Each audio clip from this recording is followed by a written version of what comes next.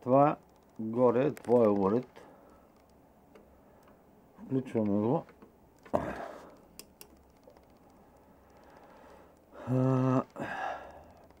Сега светнем малко да докараме светлина.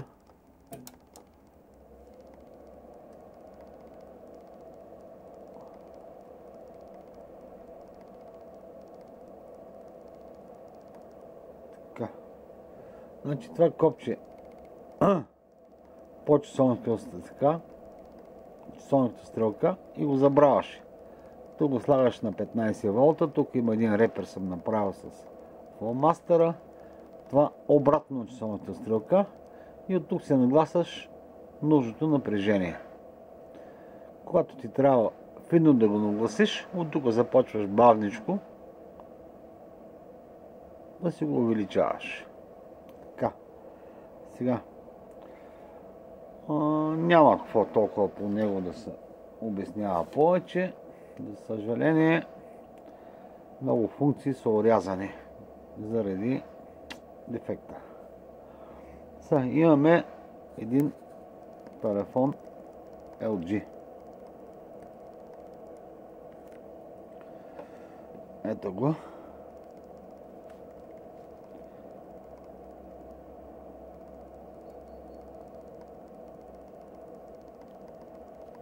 Обавец.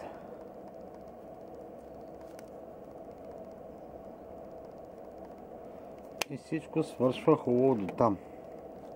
Батерията му е слим.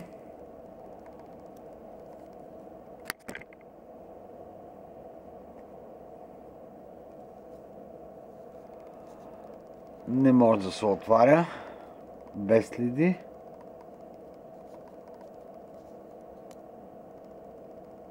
Как съм наштърбил да отворя, защото според мен беше заспала, а тя си беше направо умряла. Така. Това е батерията. Виждаш тук какво е наръфано.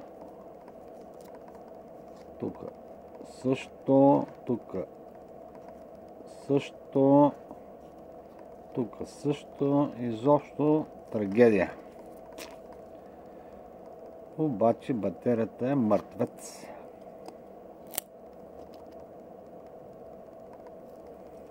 И е много тънка. И няма какво се сложи. Тук изобщо за рециклиране не говорим. Обаче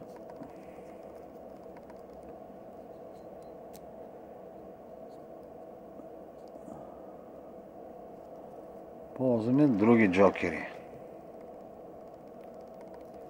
Плюса и минуса. Значи единичката е минус, крайния е плюс. Така. И тук идват похарчените купче на пари и нерви за този уред. Сега. Черно няма да ни трябва. Червено също няма да ни трябва. Тия кабели са ужасни, трябва да се сменят. Това е като всичко китайско ефтино. Като го купиш, трябва да го преработиш, за да може да ти свърши идеална работа. Така. Значи, тия ги оставяме, взимаме само тези на крайници. 4-те. Сега, тук горе нагласяме около 4 волта.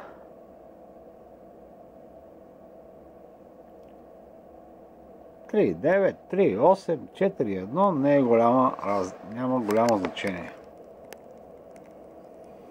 Идваме си на... Казахме, че минуса е единичното. Това е черното.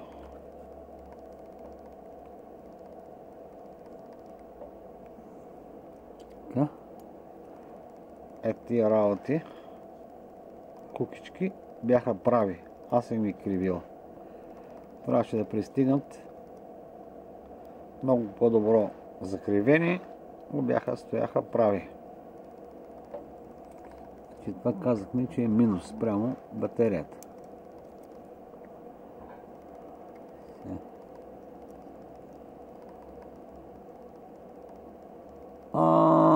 Града.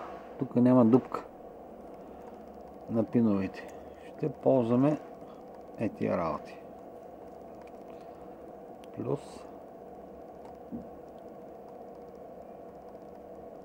това е минус, крайното. И плюс е другото крайно. Сега има вероятност телефона да не запали. Да си търси третия край.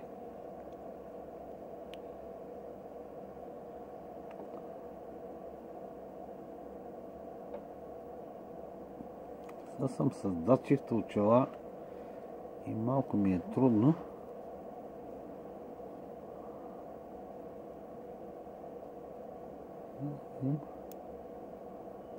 Така.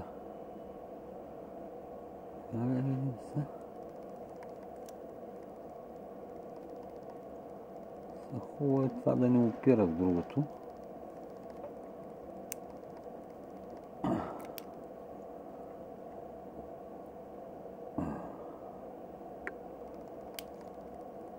Да, това почват нервите. Калпави крокодилчета и така нататък. Я да видим сега какво се случи.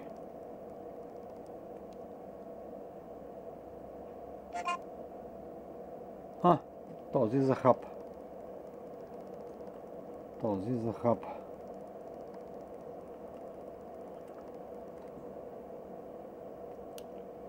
Добре. Сега виждаме консумацията, която е съвсем нормална за телефон без карта. Така.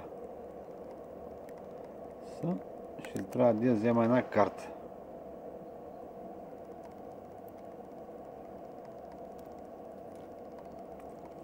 Отивам до другата стая.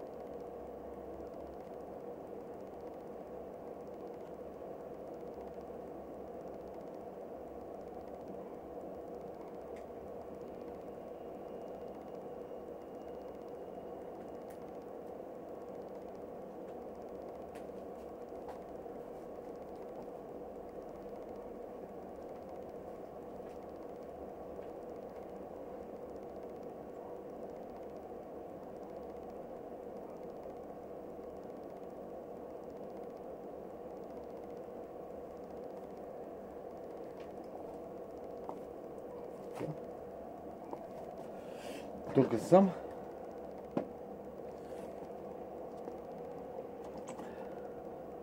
Сега някои телефони тръгват така. Някои си търсят третия край.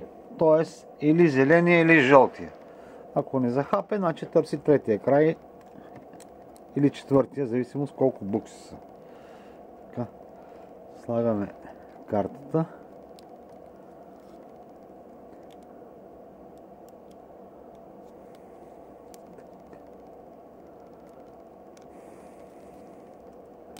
Дано е захапала. И почваме от начало. черния екран. Тук повечето това не е цяло, има дупчица и куката може да влезе така да защипи. И да си стои, да ти се си бачкаш без да имаш дъртове. Но в случая от LG не са решили този. Решили са, че трябва да бъде цяла. Така. Така. Стой там. Стой там. Явно ще трябва да го придържам.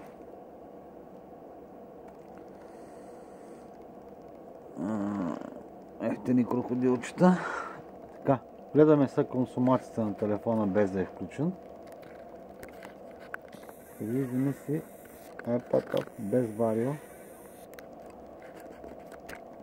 и без това да се изключва плюса. И виждаме, че консумацията е съвсем нормална. Тоест няма консумация. Тоест телефона няма отечка.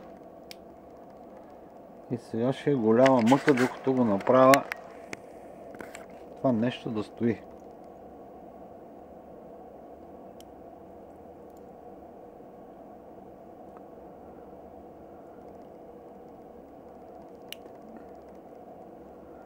Ай,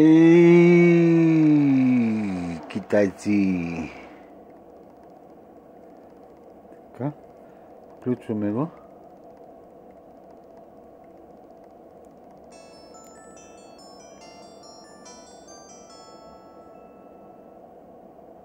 Охо! Даже и на немски. Регистрира се. Трябва да му оправим менюто. Да не е на немски.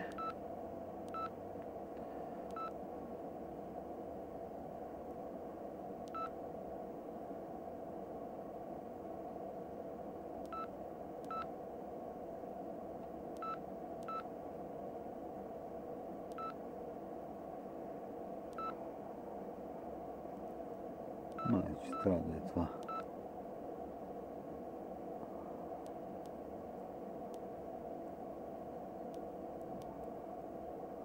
Чирук. Той заби.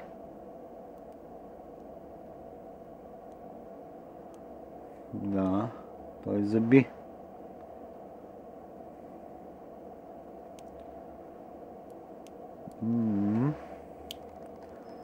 Той заби, може да си търси някой от краищата.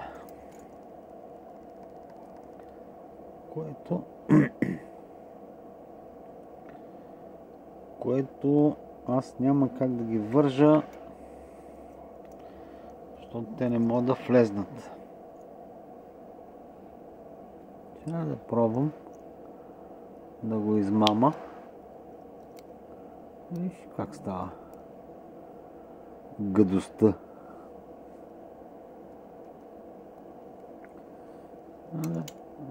Няма да стане. Добре. Ще направим друго. Ще го видим дали звъни.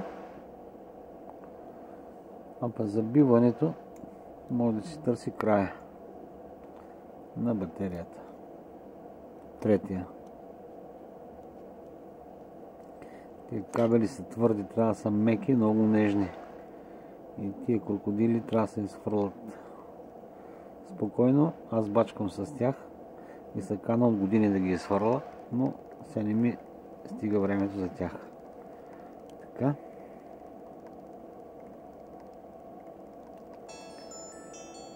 Така.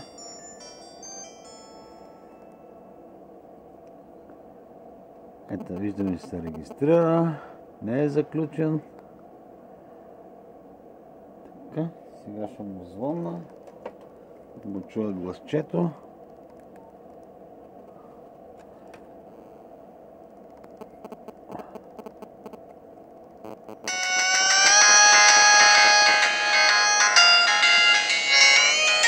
Виж му и консумацията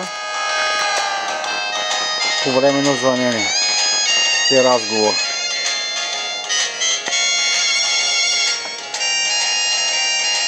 Сега го спирам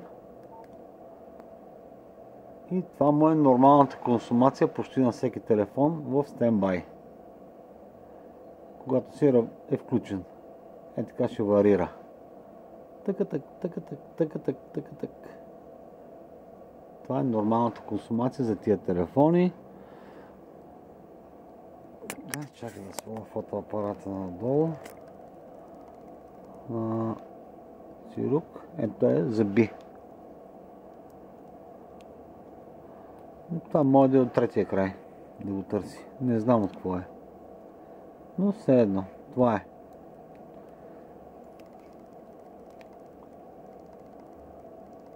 Обхвата му е пълен, батерията е пълна. Маята на всичко. Така. Ето го пак консумацията. Тя си варира. Скача, намаля, някакво съобщение получи, СМС, дига консумацията, после ще падне.